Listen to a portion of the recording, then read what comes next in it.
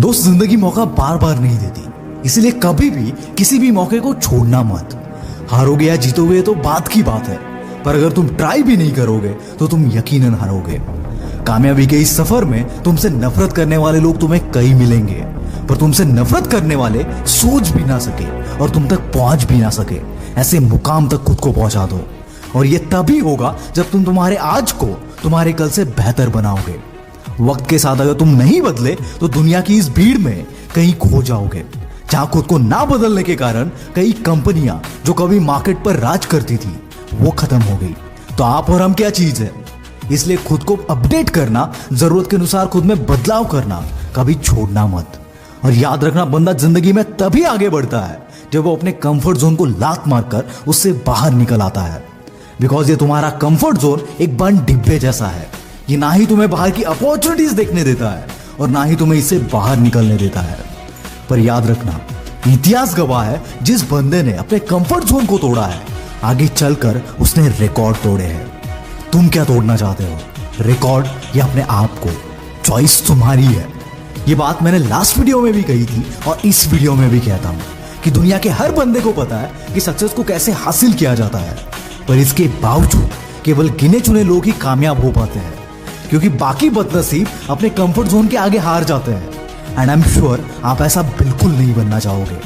नया साल आने पर लोग रिजोल्यूशंस करते हैं कि नया साल शुरू होते ही मैं ये करूंगा वो करूंगा, पर क्या सच में आपको खुद को सुधारने के लिए नए साल का इंतजार करना चाहिए? और मुझे बताओ, नए साल में शुरुआत करने के बावजूद आप उस रूटीन को कितने दिन तक फॉलो कर पाते हो? यार, अगर कोई सपना देखा है तो इसके लिए नए साल का वेट क्यों? जितना एक्साइटेड और एनर्जेटिक तुम साल के पहले दिन होते हो ना, उतना ही एक्साइटमेंट और उतनी ही एनर्जी हर दिन तुम्हारे अंदर होनी चाहिए। और इसी एक्साइटमेंट और एनर्जी के साथ जब तुम काम करोगे, उसके बाद वो होगा जो पिछले 5 साल से तुम सिर्फ करने की सोच रहे थे।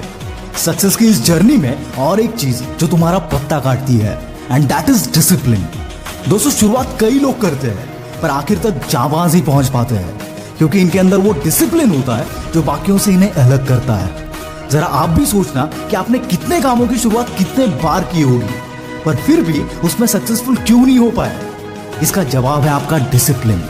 क्योंकि शुरुआत में जो एक्साइटमेंट होता है वो आपको काम करने के लिए मोटिवेट करता है, पर एक टाइम के बाद जब एक्साइटमेंट खत्म होता है, उसके बाद कई लोगों का मोटिवेशन भी चला जाता है और कईयों का डिसिप्लिन भी।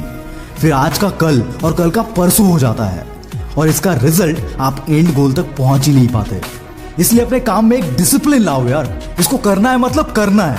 हर काम को करने की एक डेडलाइन फिक्स करो और याद रखना, दुनिया इधर की उधर हो जाए पर वो डेडलाइन क्रॉस नहीं होनी चाहिए। और जब ऐसा डिसिप्लिन तुम्हारे अंदर आएगा ना, तब उन जाबाज खिलाड़ियों में आ जाओगे जो मैदान में आखिर तक टिके रहते हैं। और एक आखिरी चीज, वो मैं आपको एक एग्जाम्पल के थ्रू बताता हूँ।